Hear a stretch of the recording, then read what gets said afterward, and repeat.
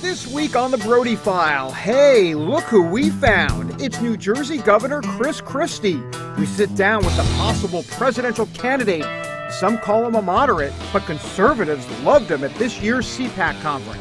We have a lot in common in terms of what my record has been, and so I felt the reception was great, and I look forward to coming back next year if I'm invited. Also, CBS reporter Cheryl Atkinson leaves the network. Inquiry minds want to know if it was because of her rabid interest in the Benghazi story. We talked to her in the past, and so we open up the Brody File video vault searching for answers. And there hasn't been an appetite for the stories I've offered on Benghazi. Plus, can Rand Paul win the presidency? The Brody File on across America. Let's go.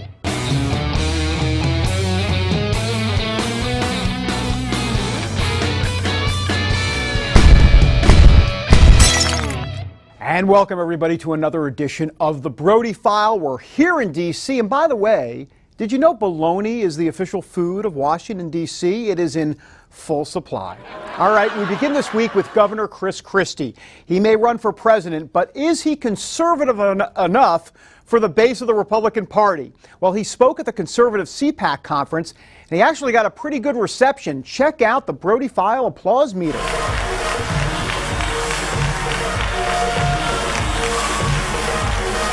All right. Well, right after Christie's speech, the Brody File went into full political stalking mode, and we found the governor.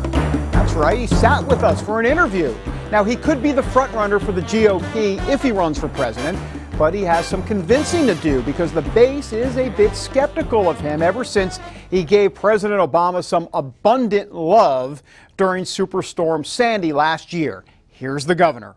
Look, you just said right out there that the media loves to define us, conservatives. I mean, so tell me a little bit about, they've been trying to define you. Here you are with this strong conservative record, and yet it's the moderate Chris Christie and all. I mean, what do you make of all of this? Yeah, well, I think it's when they see you get votes from folks in a blue state, like we got 61% of the vote last November, and 51% of the Hispanic vote, 21% of the African American vote, they say, well, you can't possibly be conservative. They just look at the record. We've cut spending, we've cut taxes, 6,000 fewer state employees, reformed pensions and benefits. These are all things that conservatives stand for, while at the same time being the first pro-life governor since Roe versus Wade in New Jersey, which they said no one pro-life could ever get elected statewide in New Jersey. This is the media continuing to try to put forward a myth.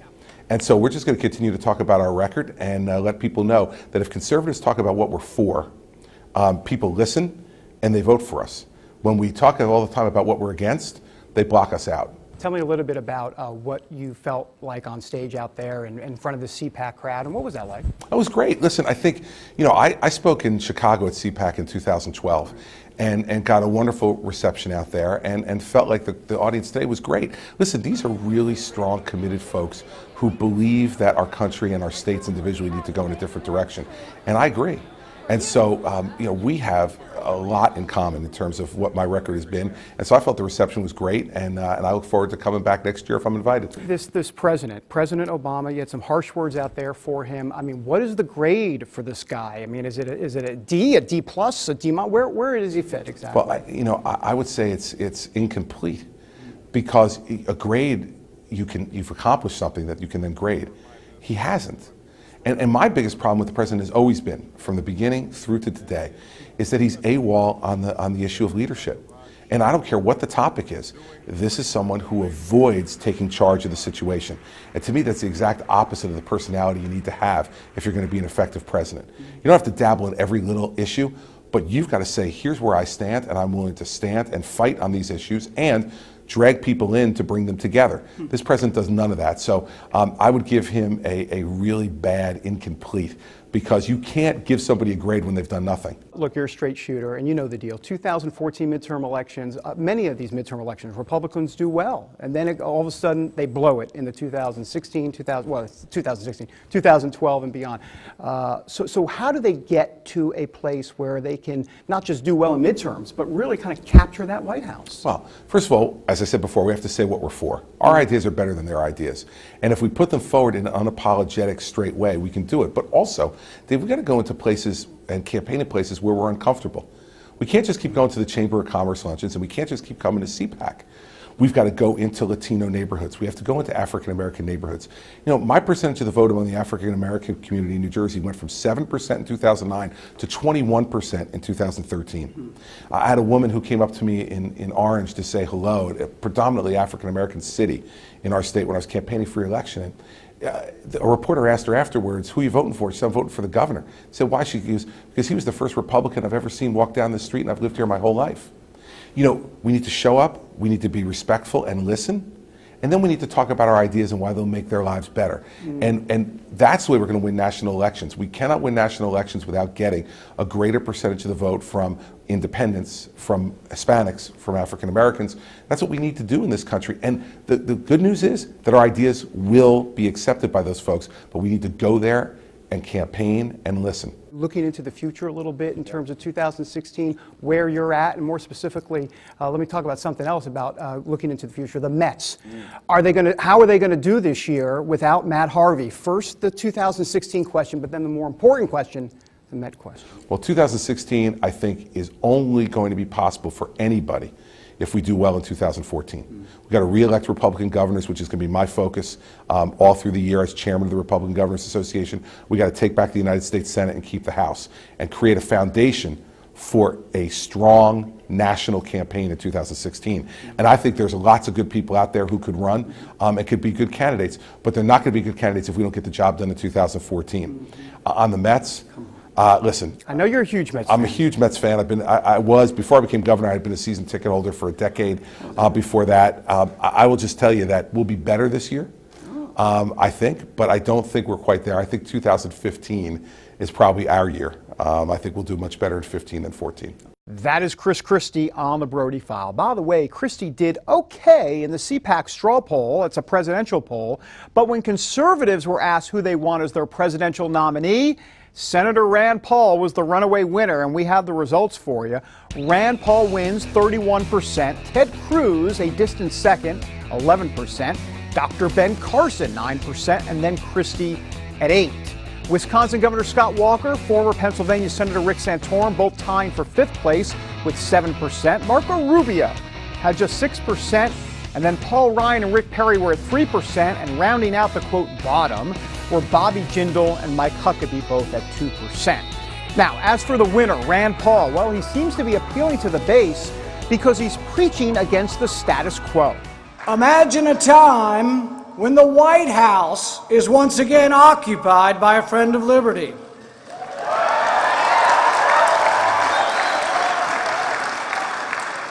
And you may think I'm talking about electing Republicans. I'm not. I'm talking about electing lovers of liberty.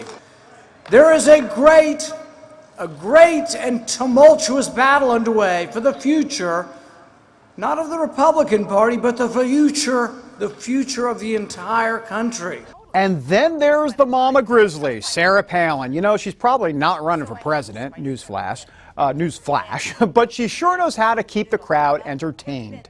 I do not like this Uncle Sam. I do not like his healthcare scam. I do not like this spying, man. I do not like, oh yes we can. Sarah Palin, never a dull moment. All right, coming next, President Obama and fatherhood. How the Obama administration is pushing a new initiative that could help turn around families. We're back in a moment. And welcome back to Little House on the Prairie. Actually, no, it's the Brody File. All right, well, look, President Obama takes plenty of shots from conservatives, but you know, can we give this president a little bit of credit? I mean, his administration is trying to use the bully pulpit of the presidency to bring attention and awareness to fatherless homes, especially in the minority communities. And you know who's on top of this story? That's right, get ready to dance. I'll do a little, oh, better not. Jenny and the B-Block. You go, girl! This week, Jenny takes a closer look at the president's initiative called My Brother's Keeper. When Chicago high school student Christian Champagne learned about a program called BAM, a name that stands for Becoming a Man, he tried it because once a week it got him out of geometry class. But what started as an excuse changed his life. A year ago, I was closed off. Like, I don't care about people. I care about myself. But now I can like have a conversation. You know, gives me confidence and like a boost to my self-esteem, and helps me open up about what's going on in my life and how I feel that day. Like too many men of color, Champagne's father is rarely around, and boys without dads are much more likely to be poor and fail at school. Your dad is like the #1 goal of that standard of how to be a man and how to handle your business like a man. Thursday, he introduced another man who grew up without his dad, the President of the United States. I could see myself in these young men. And the only difference is that I grew up in an environment that was a little bit more forgiving. So when I made a mistake, the consequences were not as severe. So the president is launching My Brother's Keeper, a new initiative to encourage more programs like BAM that keep minority men on track by helping them mature emotionally and set worthwhile goals. Instead of tax dollars, private foundations are investing hundreds of millions of dollars to find out which strategies work. Despite being the nation's first African-American president, Mr. Obama rarely targets programs to specific groups. But in this case, he says, unlocking the full potential of young Black and Latino men will eventually benefit all Americans. In this country, we have a responsibility to help each other. And so when we see people who are mired in these horrible environments, we all have to stand up and do something. For young men like Champagne and Karan Turner, having a man, especially the president, take an interest in their lives means everything. He wants us to live up to our full potential, and he knows that we can do better, and he wants us to strive for more. For the Brody File, I'm Jennifer Jenny and the B Block Wishon at the White House. Well, hopefully some lives will change because of this program. All right, we're back in a moment with an evangelical flash mob. Atheists, run for your lives. Back in a moment. And welcome back to the Brody File, where politics for faith, I mean, where else can you find a show that mixes those two? That means it's time to check in with Brody File producer Tracy Winborn. But around here, we like to call her the church lady.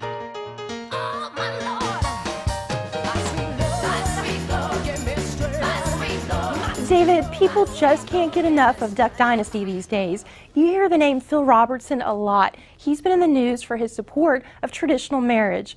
Well, how would you like to be baptized by him? This guy, Brian Richards, he's a huge Duck Dynasty fan. He drove 20 hours just to be baptized by Robertson. He made the 1,300-mile journey from his home in New Jersey to Robertson's church in West Monroe, Louisiana. Good news, you know. Amen. I baptize in the name of Jesus, man. For the remission of your sins, and God's going to seal the deal with the Holy Spirit. You got it? You got it. Here we go. Now, I wonder if baptisms by Robertson are open to everyone. Look up Ferry Road Church of Christ in Monroe, Louisiana. Give it a shot. Now to a story about the Skit Guys. These two guys have been best friends since high school. They were always the wise guys in class, you know the type. Anyway, now they teach God's Word through comedy, and they have put together a little piece called The Skinny on Fasting. I think fasting's awesome. I mean, where else can you combine spirituality and dieting all in the same way? I mean, I fast. Okay, that's a total lie. I don't even fast at all. Now, David, here's a story I picked just for you. And it's about a surprise gospel flash mob in Birmingham, Alabama. Grammy award-winning artist Hezekiah Walker led a flash mob with his hit song, Every Praise is to Our God. Let me hear the worshipers! Where's all of my praises? Now, David, I would actually like to see the Brody File in a flash mob someday. We're going to have to work on that. That's all for the church lady. Back to you. Tracy, we will try an evangelical flash mob. That's dangerous. Coming up, the reporter whose stories are known for being critical of President Obama, why she's resigning from CBS. Back in a moment. And welcome back to the Brody File. Well, look, conservatives call her courageous, passionate, a true champion. They're not talking about Miley Cyrus. No, they are heaping those accolades on CBS reporter Cheryl Atkinson. Actually, she's now former CBS reporter Cheryl Atkinson because she resigned this week after being unable to come to a contract agreement with the network. Look, she's grown frustrated with CBS because she can't get many of her explosive stories on what happened in Benghazi on the air. Now, those stories have been critical of the Obama administration. Well, look, we talked to Atkinson about all of this a few months ago. She was very frustrated back then with not being able to get some of these Benghazi stories on the air. So, as we do from time to time, let's dip into the Brody File video vault and search for that Cheryl Atkinson interview.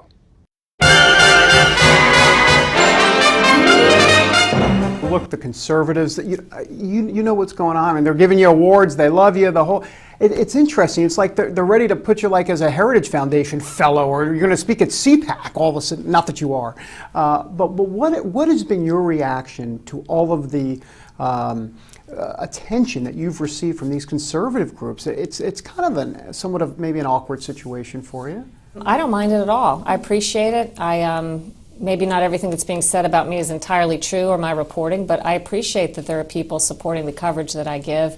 Some years ago, it was the opposite. Some liberals were embracing me and the conservatives were attacking me. I still have clips from the time, the media critics on the conservative side. At that point, when I was doing stories, because we had a Republican administration, so the stories were perceived when I do watchdog type things as harmful or critical of the Republican administration, so it was presumed I was liberal. I'm actually, as I like to say, politically agnostic. If you conclude because I investigate a story and it happens to lead one way or the other, and I'm persistent, if you want to conclude that's where I stand politically, you're free to do that. I can just tell you it's not the case.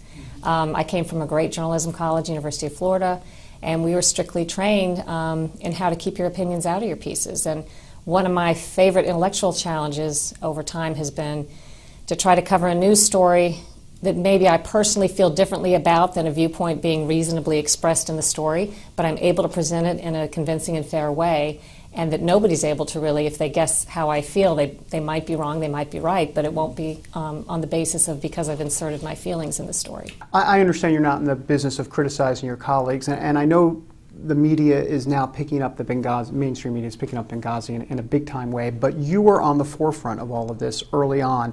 Do you believe that the media overall writ large has kind of missed the boat, or at least missed the boat to begin with initially on this? Well, there have been media covering it, so it's not as though I'm completely by myself. But I do think this, and I've observed this with many stories over the years in different administrations, the media is not always consistent in the vigor that they use to pursue a given topic. And I never quite understand, why the difference, because I think that if something is important when one administration is in office, then an equal thing should be treated equally when another administration is in office. And I don't see that's always the case. And I do think the media did not use the opportunity in the weeks and months after Benghazi to be as persistent and as pointed as they should have, considering the importance of the issue. In my view, after independently looking at the facts, I just think you can't walk away and conclude anything other than it's an extremely important story with many unanswered questions and contradictions. And I think some in the media were not as curious as I think naturally journalists ought to be. Let me ask you a relatively sensitive question, but CBS and how they have seen you cover this story, has there been some pushback from CBS, and if so, kind of what form has that manifested in? Not really. I mean, I would say two things about that. I've received a lot of encouragement from the top executives who I consider Jeff Fager, who's our CEO, and David Rhodes, who's our president, have certainly never said anything to try to interfere with the coverage. They've complimented a lot of my work and strongly supported it. On the other hand, every story that you present as a reporter has to be bought by a broadcast, meaning not purchased for money, but you have to get them interested in it. So maybe Evening News wants one story, Morning News wants a story. And there hasn't been an appetite for the stories I've offered on Benghazi. So I've published a lot online because there's unlimited content space online, and I've done a lot of my reporting there.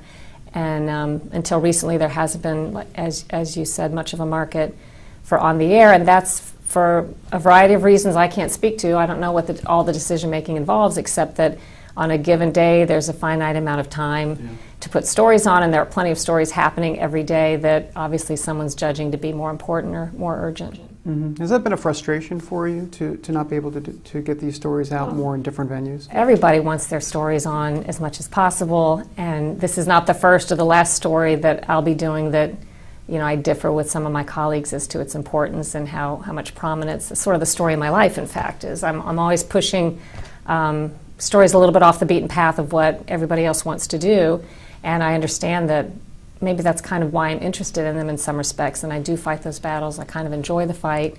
I'm more successful more often than not, but I'm certainly not always successful in pushing what I think is an important story. A Video Vault exclusive with Cheryl Atkinson here on the Brody File. By the way, she is currently at work on a book tentatively titled Stonewalled: One Reporter's Fight for Truth in Obama's Washington. You think that's going to be a hit with conservatives? Oh, mark it down. Back in a moment with an Oy Vey moment of the week that's going to make you feel down and out. And welcome back to the show, everybody. Look, do you ever get that sinking feeling, you know, just something's not exactly right? Well, we saw that transpire on live television, and it's this week's Oy Vey moment of the week.